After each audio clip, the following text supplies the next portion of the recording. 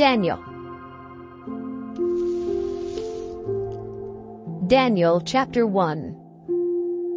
In the 3rd year that Jehoiakim was king of Judah, King Nebuchadnezzar of Babylonia attacked Jerusalem. The Lord let Nebuchadnezzar capture Jehoiakim and take away some of the things used in God's temple. And when the king returned to Babylonia, he put these things in the temple of his own God.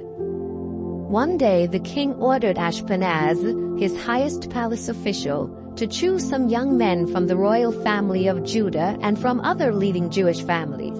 The king said, "They must be healthy, handsome, smart, wise, educated, and fit to serve in the royal palace.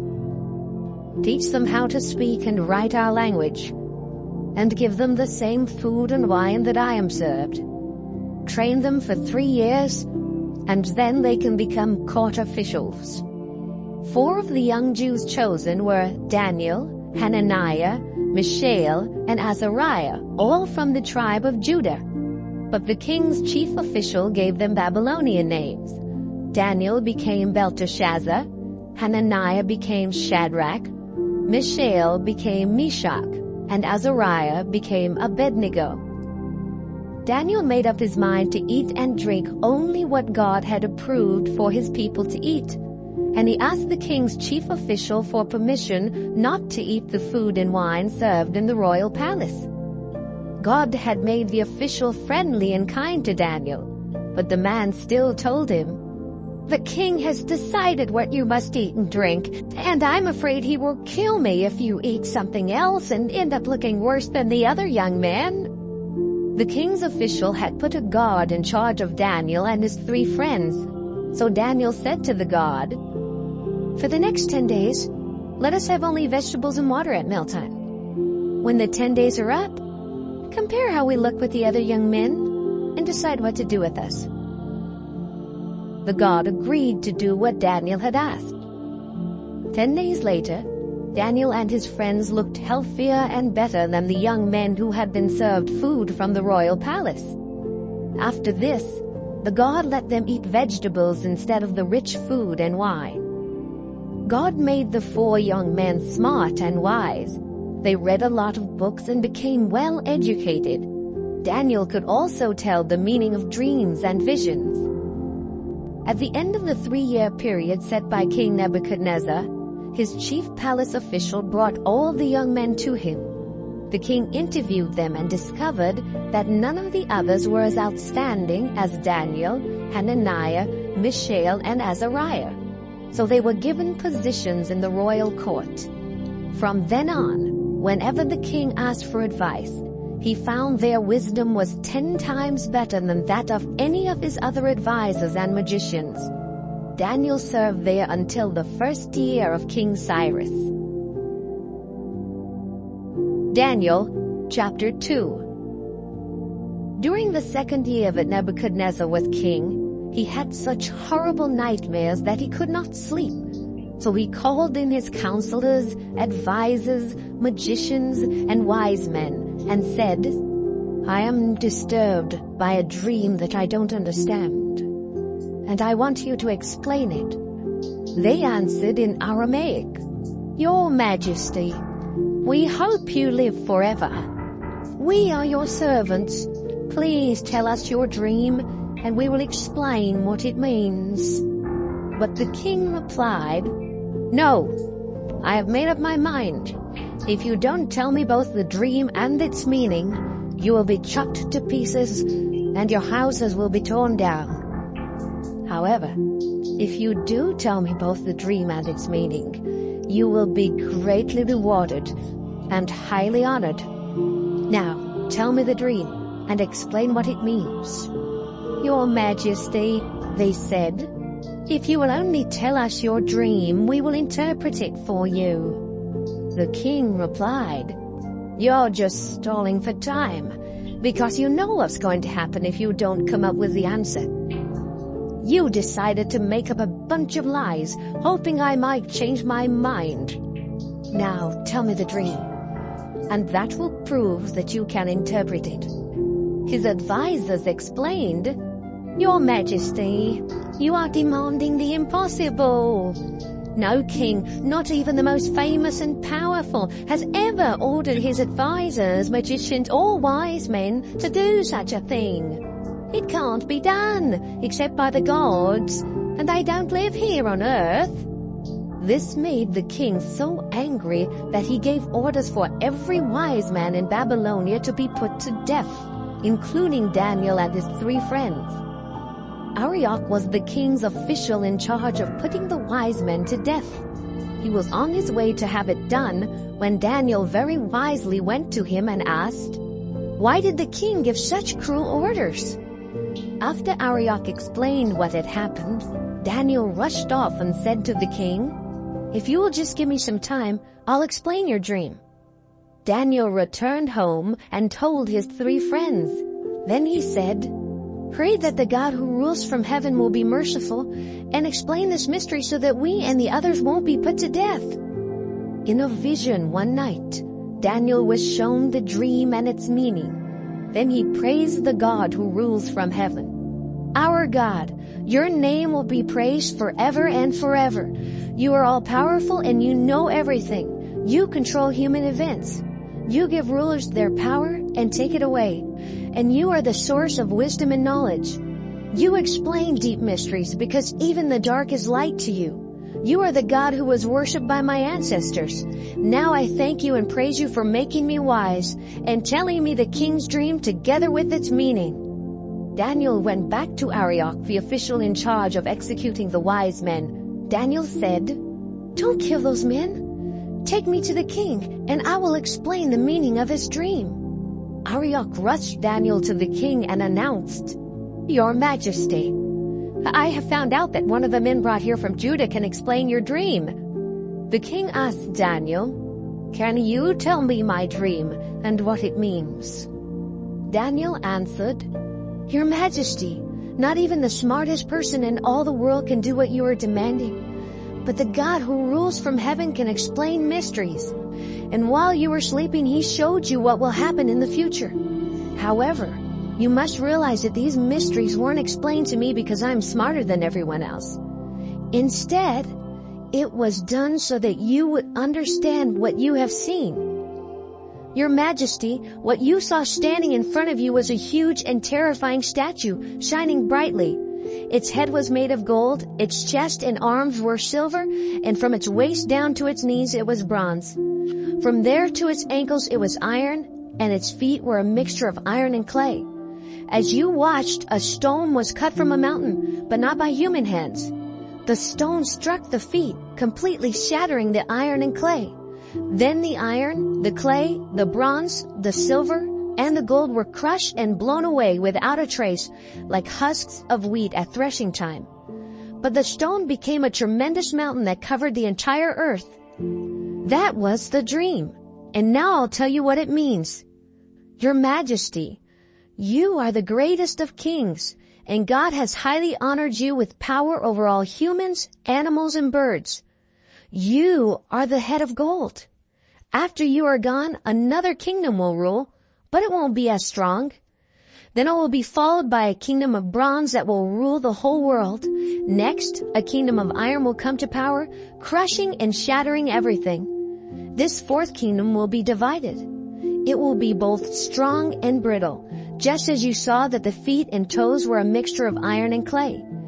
This kingdom will be the result of a marriage between kingdoms, but it will crumble, just as iron and clay don't stick together. During the time of those kings, the God who rules from heaven will set up an eternal kingdom that will never fall. It will be like the stone that was cut from the mountain, but not by human hands, the stone that crushed the iron, bronze, clay, silver, and gold. Your Majesty, in your dream the great God has told you what is going to happen, and you can trust this interpretation. King Nebuchadnezzar bowed low to the ground and worshipped Daniel. Then he gave orders for incense to be burned and a sacrifice of grain to be offered in honor of Daniel. The king said, "Now I know that your God is above all other gods and kings, because he gave you the power to explain this mystery." The king then presented Daniel with a lot of gifts, He promoted him to governor of Babylon province and put him in charge of the other wise men. At Daniel's request, the king appointed Shadrach, Meshach, and Abednego to high positions in Babylon province, and he let Daniel stay on as a palace official. Daniel chapter 3. King Nebuchadnezzar ordered a gold statue to be built 90 feet high and 9 feet wide. He had set it up in Dura Valley near the city of Babylon, and he commanded his governors, advisors, treasurers, judges, and his other officials to come from everywhere in his kingdom to the dedication of the statue. So all of them came and stood in front of it. Then an official stood up and announced, "People of every nation and race, now listen to the king's command. Trumpets, flutes, harps, and all other kinds of musical instruments will soon start playing. When you hear the music, you must bow down and worship the statue that King Nebuchadnezzar has set up. Anyone who refuses will at once be thrown into a flaming furnace." As soon as the people heard the music, they bowed down and worshipped the gold statue that the king had set up. Some Babylonians used this as a chance to accuse the Jews to King Nebuchadnezzar.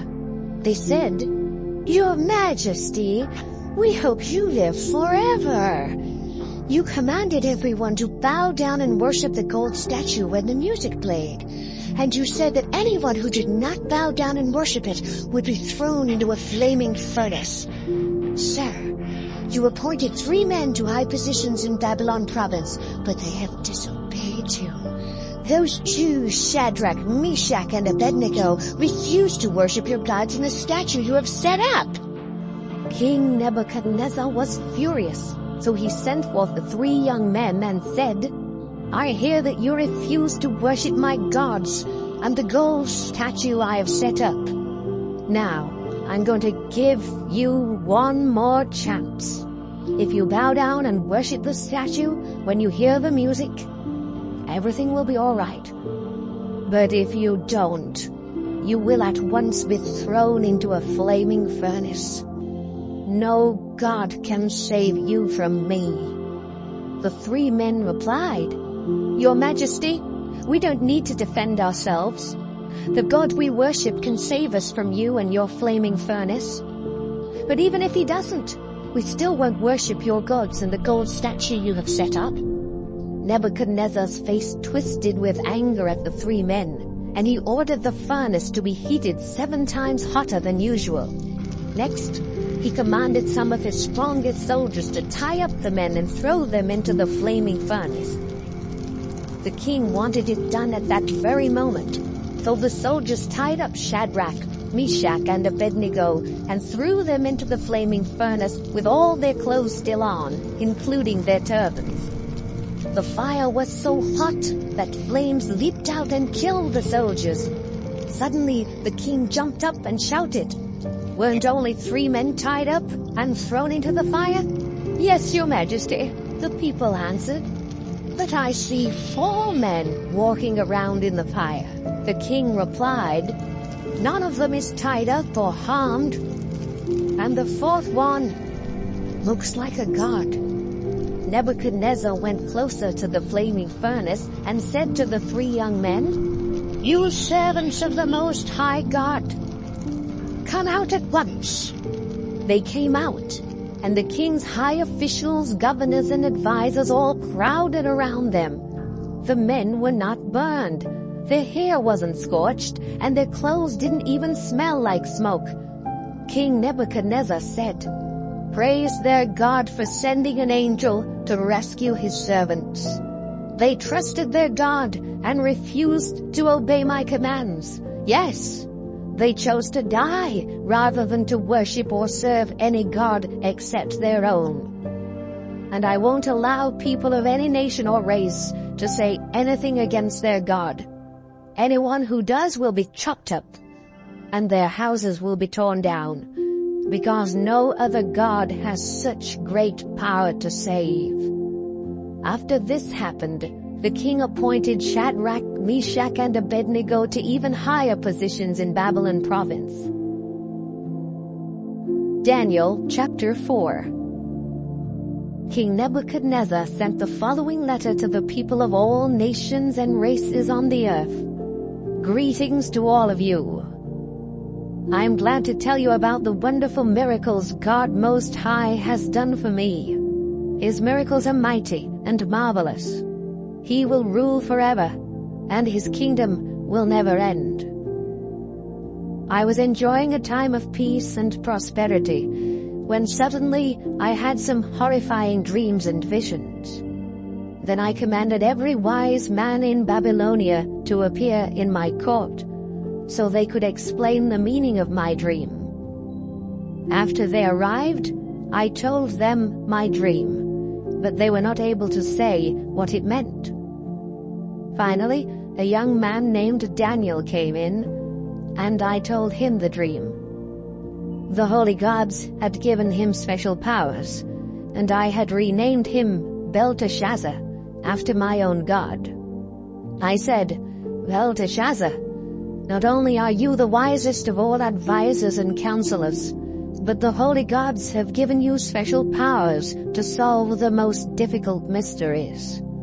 So listen to what I dreamed, and tell me what it means. In my sleep, I saw a very tall tree in the center of the world. It grew stronger and higher until it reached to heaven and could be seen from anywhere on earth. It was covered with leaves and heavy with fruit, enough for all nations. Wild animals enjoyed its shade, birds nested in its branches, and all creatures on earth lived on its fruit. While I was in bed, having this vision, a holy angel came down from heaven and shouted, "Chop down the tree and cut off its branches. Strip off its leaves and scatter its fruit. Make the animals leave its shade and send the birds flying from its branches. But leave its stump and roots in the ground, surrounded by grass and held by chains of iron and bronze. Make sure that this ruler lives like the animals out in the open fields, unprotected from the dew. Give him the mind of a wild animal for 7 long years. This punishment is given at the command of the holy angels. It will show to all who live that God Most High controls all kingdoms and chooses for their rulers persons of humble birth." Daniel, that was the dream that none of the wise men in my kingdom were able to understand. But I am sure that you will understand what it means, because the holy gods have given you some special powers. For a while, Daniel was terribly confused and worried by what he was thinking. But I said, "Don't be bothered either by the dream or by what it means." Daniel replied, "Your Majesty, I wish the dream had been against your enemies. You saw a tree that grew so big and strong that it reached up to heaven and could be seen from anywhere on earth. Its leaves were beautiful, and it produced enough fruit for all living creatures. Animals lived in its shade, and birds nested in its branches. Your Majesty, that tree is you. Your glorious reputation has reached heaven, and your kingdom covers the earth. Then you saw a holy angel come down from heaven and say, 'Chop down the tree and destroy it, but leave its stump and roots in the ground, fastened there by a chain of iron and bronze. Let it stay for 7 years out in the field with the wild animals, unprotected from the dew.' Your Majesty, God Most High has sent you this message, and it means that you will be forced to live with the wild animals, far away from humans.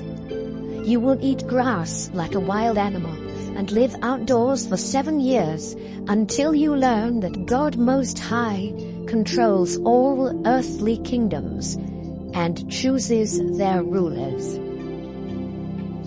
But he gave orders not to disturb the stump and roots. This is to show that you will be king once again, after you learn that the God who rules from heaven is in control. Your Majesty, please be willing to do what I say.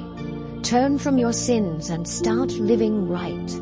Have mercy on those who are mistreated. Then all will go well with you for a long time. About 12 months later, I was walking on the flat roof of my royal palace and admiring the beautiful city of Babylon when these things started happening to me. I was saying to myself, just look at this wonderful capital city that I have built by my own power and for my own glory. But before I could finish speaking, a voice from heaven interrupted. King Nebuchadnezzar, this kingdom is no longer yours. You will be forced to live with the wild animals away from people. For 7 years you will eat grass as though you were an ox, until you learn that God Most High is in control of all earthly kingdoms, and that He is the one who chooses their rulers. This was no sooner said than done. I was forced to live like a wild animal. I ate grass and was unprotected from the dew. As time went by, my hair grew longer than eagle feathers, and my fingernails looked like the claws of a bird. Finally, I prayed to God in heaven, and my mind was healed. Then I said, I praise and honor God Most High. He lives forever, and His kingdom will never end. To Him the nations are far less than nothing. God controls the stars in the sky, and everyone on this earth. When God does something, we cannot change it, or even ask why. At that time, my mind was healed, and once again I became the ruler of my glorious kingdom. My advisors and officials returned to me, and I had greater power than ever before. That's why I say, praise and honor the King who rules from heaven. Everything He does is honest and fair, and He can shatter the power of those who are proud. Daniel chapter 5. One evening, King Belshazzar gave a great banquet for 1,000 of his highest officials, and he drank wine with them. He got drunk and ordered his servants to bring in the gold and silver cups his father Nebuchadnezzar had taken from the temple in Jerusalem. Belshazzar wanted the cups so that he and all his wives and officials could drink from them. When the gold cups were brought in, everyone at the banquet drank from them and praised their idols made of gold, silver, bronze, iron, wood, and stone. Suddenly, a human hand was seen writing on the plaster wall of the palace. The hand was just behind the lampstand, and the king could see it writing. He was so frightened that his face turned pale, his knees started shaking, and his legs became weak. The king called in his advisors, who claimed they could talk with the spirits of the dead and understand the meanings found in the stars. He told them, the man who can read this writing and tell me what it means will become the third most powerful man in my kingdom. He will wear robes of royal purple and a gold chain around his neck. All of King Belshazzar's highest officials came in, but not one of them could read the writing or tell what it meant, and they were completely puzzled. Now the king was more afraid than ever before, and his face turned white as a ghost. When the queen heard the king and his officials talking, she came in and said, Your Majesty, I hope you live forever. Don't be afraid or look so pale. In your kingdom, there is a man who has been given special powers by the holy gods. When your father, Nebuchadnezzar, was king, this man was known to be as smart, intelligent, and wise as the gods themselves. Your father put him in charge of all who claimed they could talk with the spirits, or understand the meanings in the stars, or tell about the future. He also changed the man's name from Daniel to Belteshazzar. Not only is he wise and intelligent, but he can explain dreams and riddles and solve difficult problems. Send for Daniel, and he will tell you what the writing means. When Daniel was brought in, the king said, So, you are Daniel, one of the captives my father brought back from Judah. I was told that the gods have given you special powers, and that you are intelligent and very wise. Neither my advisors nor the men who talk with the spirits of the dead could read this writing or tell me what it means. But I've been told that you understand everything and that you can solve difficult problems. Now then, if you can read this writing and tell me what it means, you will become the third most powerful man in my kingdom. You will wear royal purple robes and have a gold chain around your neck. Daniel answered, Your Majesty, I will read the writing and tell you what it means, but you may keep your gifts or give them to someone else. Sir, the Most High God made your father a great and powerful man, and brought him much honor and glory. God did such great things for him that people of all nations and races shook with fear.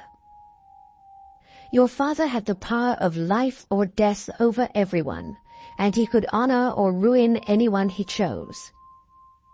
But when he became proud and stubborn, his glorious kingdom was taken from him. His mind became like that of an animal, and he was forced to stay away from people and live with wild donkeys. Your father ate grass like an ox, and he slept outside where his body was soaked with dew.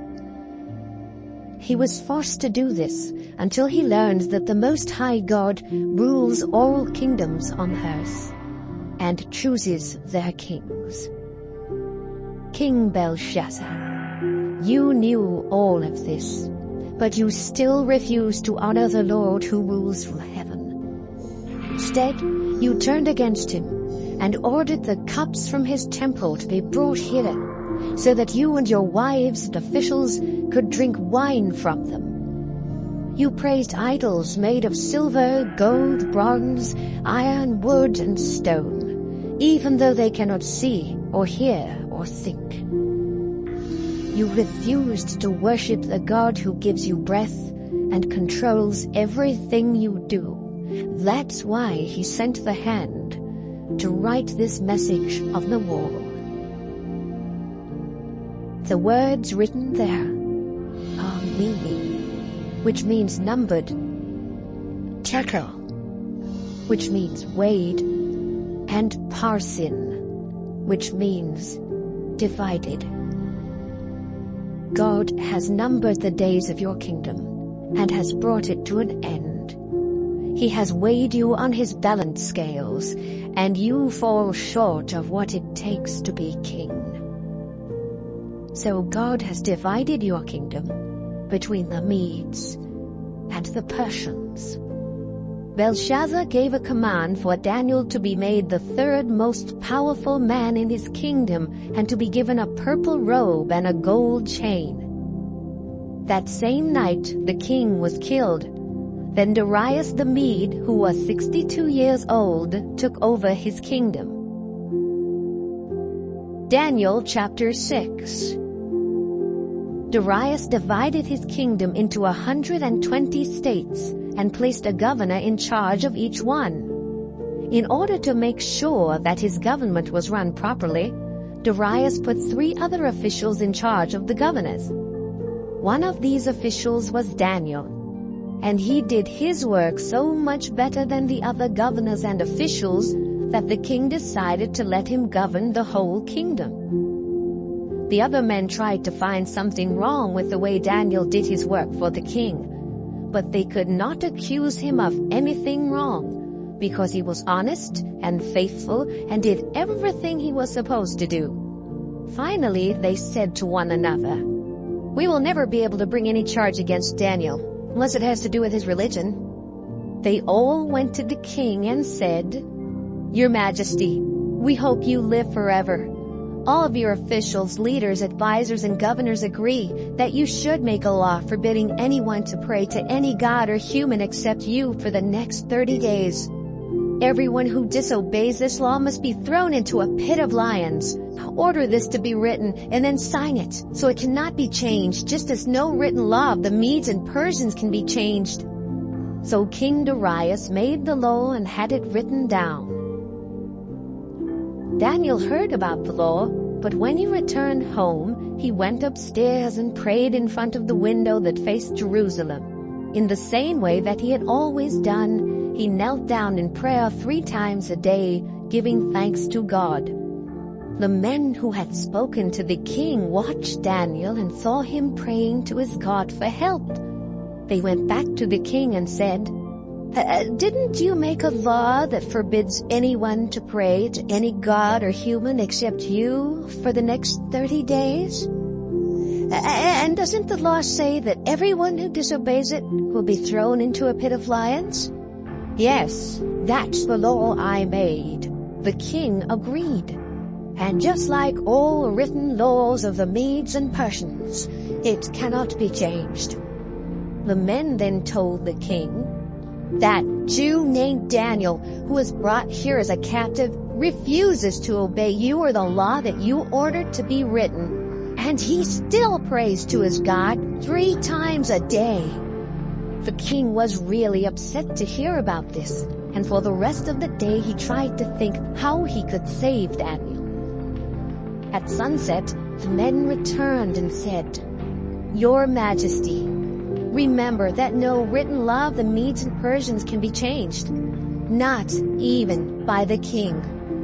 So Darius ordered Daniel to be brought out and thrown into a pit of lions. But he said to Daniel, "You have been faithful to your God, and I pray that he will rescue you."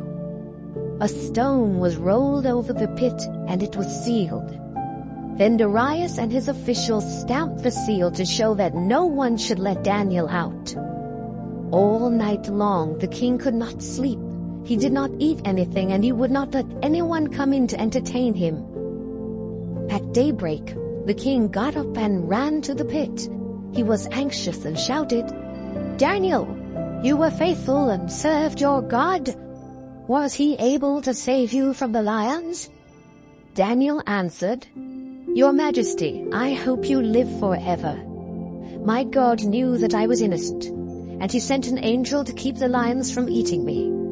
Your Majesty, I have never done anything to hurt you." The king was relieved to hear Daniel's voice, and he gave orders for him to be taken out of the pit. Daniel's faith in his God had kept him from being harmed, and the king ordered the men who had brought charges against Daniel to be thrown into the pit together with their wives and children. But before they even reached the bottom, the lions ripped them to pieces. King Darius then sent this message to all people of every nation and race in the world. "Greetings to all of you. I command everyone in my kingdom to worship and honor the God of Daniel. He is the living God, the one who lives forever. His power and his kingdom will never end. He rescues people and sets them free by working great miracles. Daniel's God has rescued him from the power of the lions." All went well for Daniel while Darius was king, and even when Cyrus the Persian ruled. Daniel chapter 7. Daniel wrote, "In the first year of King Belshazzar of Babylonia, I had some dreams and visions while I was asleep one night, and I wrote them down. The 4 winds were stirring up the mighty sea, when suddenly 4 powerful beasts came out of the sea. Each beast was different. The first was like a lion with the wings of an eagle. As I watched, its wings were pulled off. Then it was lifted to an upright position and made to stand on 2 feet just like a human, and it was given a human mind. The second beast looked like a bear standing on its hind legs. It held 3 ribs in its teeth, and it was told, 'Attack! Eat all the flesh you want.' The third beast was like a leopard, except that it had 4 wings and 4 heads. It was given authority to rule. The fourth beast was stronger and more terrifying than the others. Its huge teeth were made of iron, and what it didn't grind with its teeth, it smashed with its feet. It was different from the others, and it had horns on its head, 10 of them. Just as I was thinking about these horns, a smaller horn appeared, and 3 of the other horns were pulled up by the roots to make room for it. This horn had the eyes of a human, and a mouth that spoke with great pride. Thrones were set up while I was watching, and the eternal God took his place. His clothing and his hair were white as snow. His throne was a blazing fire with fiery wheels, and flames were dashing out from all around him. Countless thousands were standing there to serve him. The time of judgment began, and the books were opened. I watched closely to see what would happen to this smaller horn because of the arrogant things it was saying. Then, before my very eyes, the fourth beast was killed, and its body destroyed by fire. The other 3 beasts had their authority taken from them, but they were allowed to live a while longer. As I continued to watch the vision that night, I saw what looked like a Son of Man coming with the clouds of heaven, and he was presented to the eternal God. He was crowned king and given power and glory, so that all people of every nation and race would serve him. He will rule forever, and his kingdom is eternal, never to be destroyed. Daniel wrote, I was terrified by these visions, and I didn't know what to think. So I asked one of those standing there, and he explained, the 4 beasts are 4 earthly kingdoms, but God Most High will give his kingdom to his chosen ones, and it will be theirs forever and ever. I wanted to know more about the 4th beast, because it was so different and much more terrifying than the others. What was the meaning of its iron teeth and bronze claws, and of its feet that smashed what the teeth and claws had not ground and crushed? I also wanted to know more about all 10 of those horns on its head. I especially wanted to know more about the one that took the place of 3 of the others, the horn that had eyes and spoke with arrogance and seemed greater than the others. While I was looking, this horn attacked God's chosen ones and was winning the battle. Then God Most High, the eternal God, came and judged in favor of his chosen ones, because the time had arrived for them to be given the kingdom. Then I was told by the one standing there, the 4th beast will be a 4th kingdom to appear on earth. It will be different from all the others. It will trample the earth and crush it to pieces. All 10 of those horns are kings who will come from this kingdom, and 1 more will follow. This horn will be different from the others, and it will conquer 3 other kings. This king will speak evil of God Most High, and he will be cruel to God's chosen ones. He will try to change God's law and the sacred seasons, and he will be able to do this for a time, 2 times, and half a time. But he will finally be judged, and his kingdom completely destroyed. Then the greatest kingdom of all will be given to the chosen ones of God Most High. His kingdom will be eternal, and all others will serve and obey him. That was what I saw and heard. I turned pale with fear and kept it all to myself. Daniel chapter 8. Daniel wrote, in the 3rd year of King Belshazzar of Babylonia, I had a second vision, in which I was in Susa, the chief city of Babylonia's Elam province. I was beside the Ulai River when I looked up and saw a ram standing there with 2 horns on its head. Both of them were long, but the second one was longer than the first. The ram went charging towards the west, the north, and the south. No other animals were strong enough to oppose him, and nothing could save them from his power. So he did as he pleased, and became even more powerful. I kept on watching, and saw a goat come from the west and charge across the entire earth without even touching the ground. Between his eyes was a powerful horn, and with tremendous anger the goat started toward the ram that I had seen beside the river. The goat was so fierce that its attack broke both horns of the ram, leaving him powerless. Then the goat stomped on the ram, and no one could do anything to help. After this, the goat became even more powerful, but at the peak of his power, his mighty horn was broken, and 4 other mighty horns took its place, one pointing to the north and one to the east, one to the south, and one to the west. A little horn came from one of these, and its power reached to the south, the east, and even to the Holy Land. It became so strong that it attacked the stars in the sky, which were heaven's army. Then it threw some of them down to the earth and stomped on them. It humiliated heaven's army and dishonored its leader by keeping him from offering the daily sacrifices. In fact, it was so terrible that it even disgraced the temple and wiped out true worship. It also did everything else it wanted to do.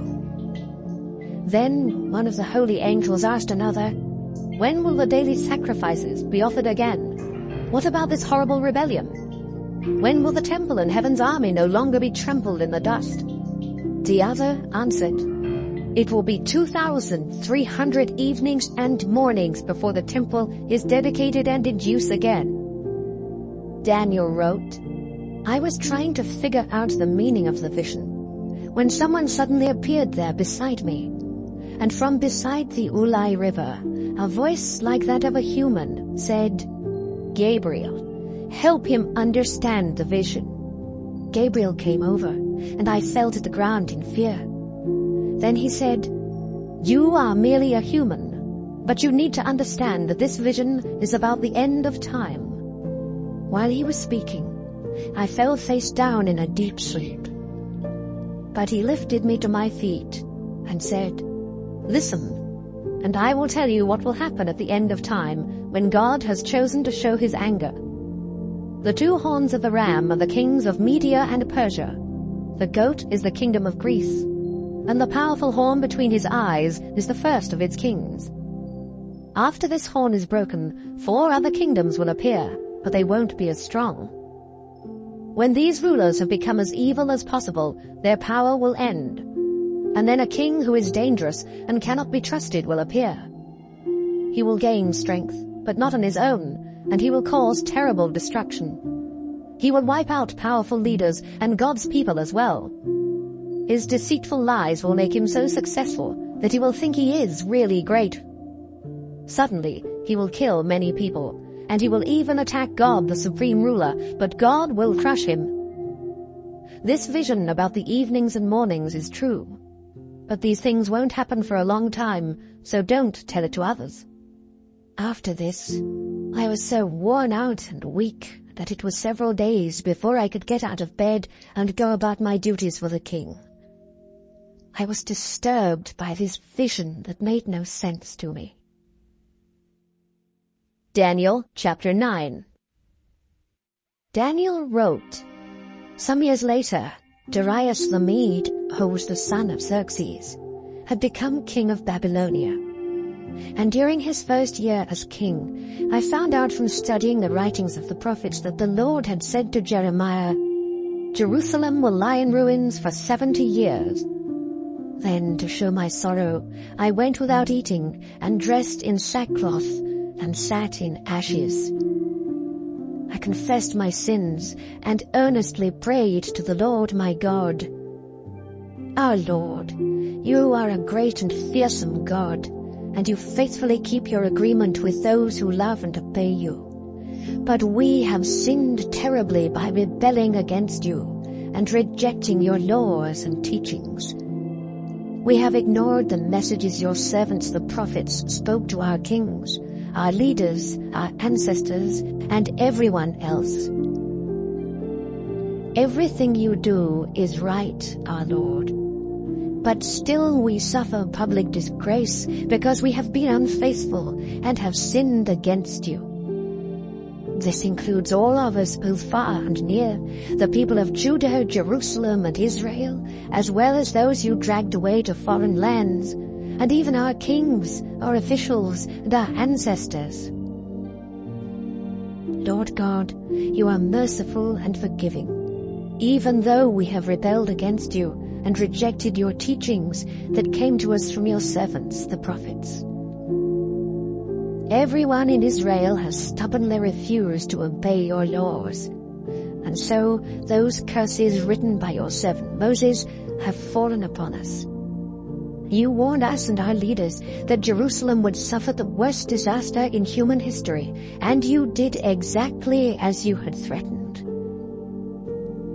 We have not escaped any of the terrible curses written by Moses, and yet we have refused to beg you for mercy and to remind ourselves of how faithful you have always been.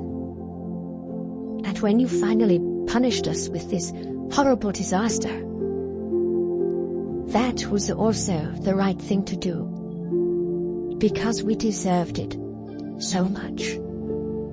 Our Lord God, with your own mighty arm, you rescued us from Egypt and made yourself famous to this very day, but we have sinned terribly. In the past, you treated us with such kindness that we now beg you to stop being so terribly angry with Jerusalem. After all, it is your chosen city, built on your holy mountain, even though it has suffered public disgrace because of our sins and those of our ancestors. I am your servant, Lord God, and I beg you to answer my prayers and bring honor to yourself by having pity on your temple that lies in ruins. Please show mercy to your chosen city, not because we deserve it, but because of your great kindness.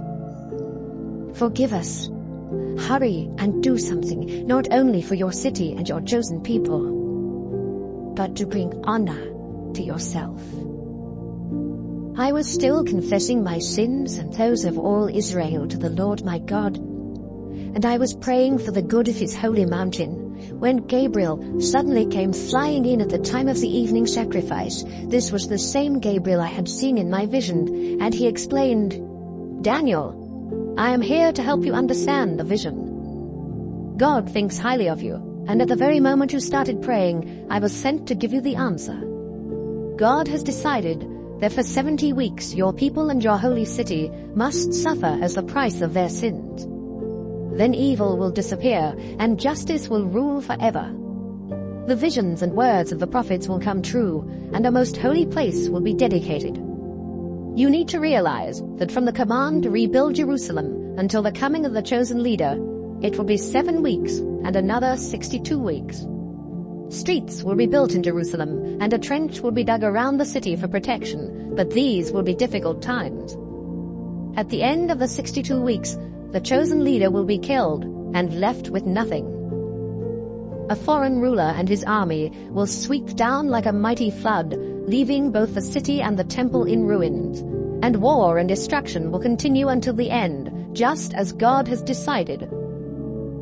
For 1 week, this foreigner will make a firm agreement with many people, and halfway through this week, he will end all sacrifices and offerings.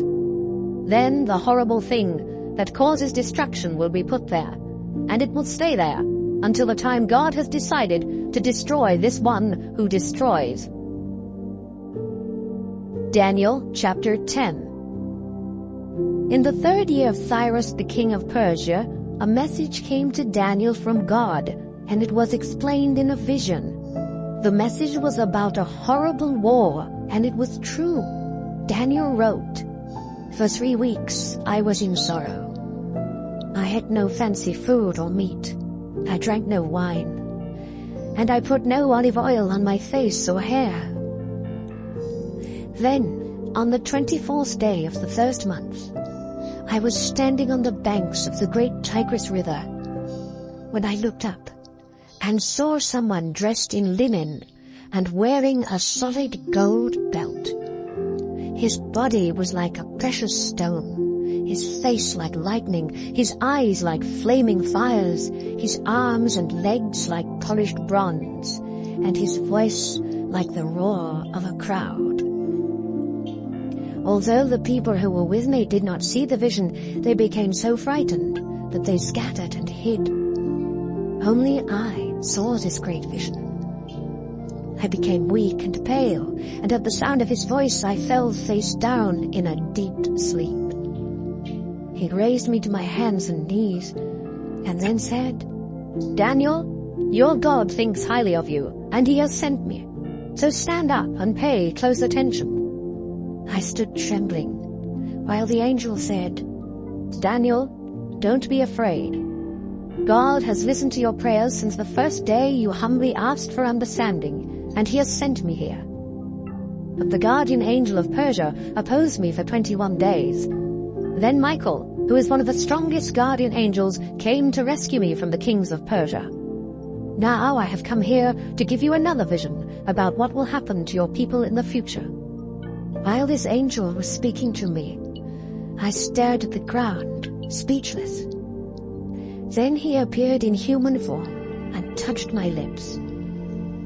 I said, "Sir, this vision has brought me great pain and has drained my strength.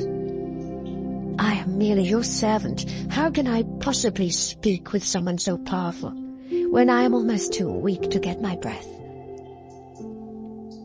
The angel touched me a second time and said, "Don't be frightened.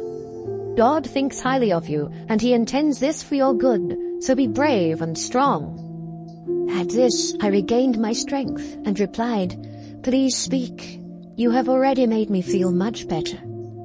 Then the angel said, "Now do you understand why I have come? Soon I must leave to fight against the guardian angel of Persia. Then, after I have defeated him, the guardian angel of Greece will attack me.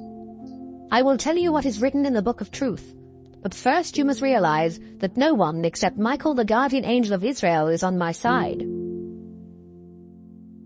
Daniel chapter 11.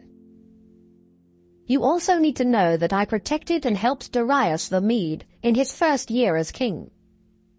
What I am going to tell you is certain to happen.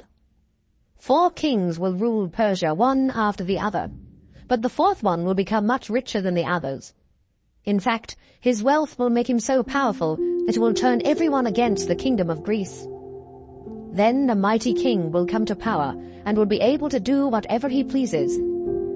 But suddenly, his kingdom will be crushed and scattered to the 4 corners of the earth, where 4 more kingdoms will rise. But these won't be ruled by his descendants or be as powerful as his kingdom. The king of the south will grow powerful. Then one of his generals will rebel and take over most of the kingdom. Years later, the southern kingdom and the northern kingdom will make a treaty, and the daughter of the king of the south will marry the king of the north. But she will lose her power. Then she, her husband, their child, and the servants who came with her will all be killed. After this, one of her relatives will become the ruler of the southern kingdom. He will attack the army of the northern kingdom and capture its fortresses. Then he will carry their idols to Egypt, together with their precious treasures of silver and gold, but it will be a long time before he attacks the northern kingdom again. Some years later, the king of the north will invade the southern kingdom, but he will be forced back to his own country. The sons of the king of the north will gather a huge army that will sweep down like a roaring flood, reaching all the way to the fortress of the southern kingdom. But this will make the king of the south angry, and he will defeat this large army from the north. The king of the south will feel proud because of the many thousands he has killed, but his victories won't last long, because the king of the north will gather a larger and more powerful army than ever before. Then, in a few years, he will start invading other countries. At this time, many of your own people will try to make this vision come true by rebelling against the king of the south, but their rebellion will fail. Then the army from the north will surround and capture a fortress in the south, and not even the most experienced troops of the southern kingdom will be able to make them retreat. The king who invaded from the north will do as he pleases, and he will even capture and destroy the Holy Land. In fact, he will decide to invade the south with his entire army. Then he will attempt to make peace by giving the king of the south a bride from the northern kingdom, but this won't be successful. Afterwards, this proud king of the north will invade and conquer many of the nations along the coast, but a military leader will defeat him and make him lose his pride. He will retreat to his fortresses in his own country, but on the way he will be defeated and never again be seen. The next king of the north will try to collect taxes for the glory of his kingdom. However, he will come to a sudden end in some mysterious way, instead of in battle or because of someone's anger. The successor of this king of the north will be a worthless nobody who doesn't come from a royal family. He will suddenly appear and gain control of the kingdom by treachery. Then he will destroy armies and remove God's chosen high priest. He will make a treaty, but he will be deceitful and break it, even though he has only a few followers. Without warning, he will successfully invade a wealthy province, which is something his ancestors never did. Then he will divide among his followers all of its treasures and property, but none of this will last very long. He will gather a large and powerful army, and with great courage he will attack the king of the south. The king of the south will meet him with much stronger army, but he will lose the battle, because he will be betrayed by members of the royal court. He will be ruined, and most of his army will be slaughtered.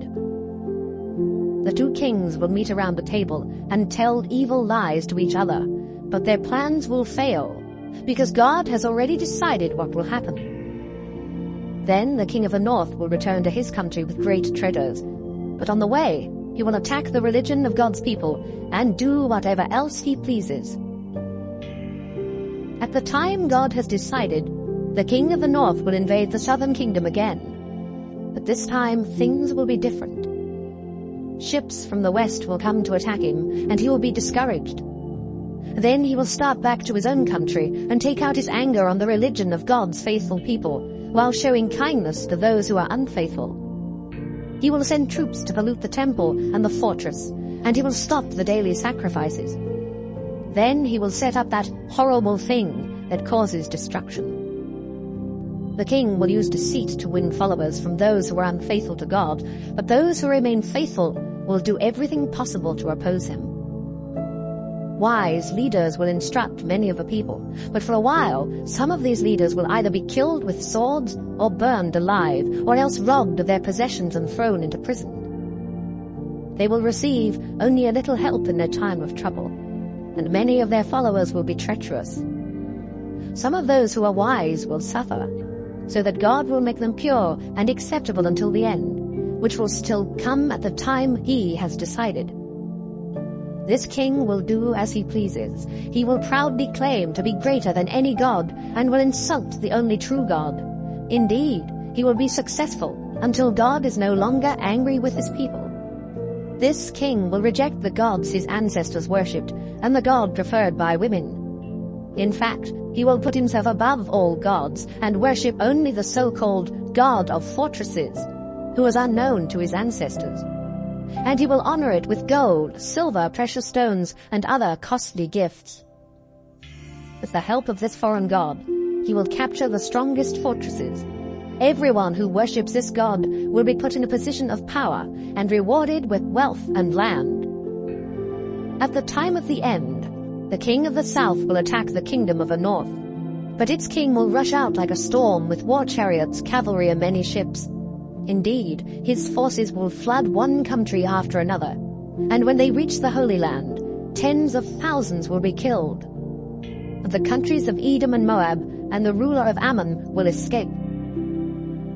The king of the north will invade many countries, including Egypt, and he will take its rich treasures of gold and silver.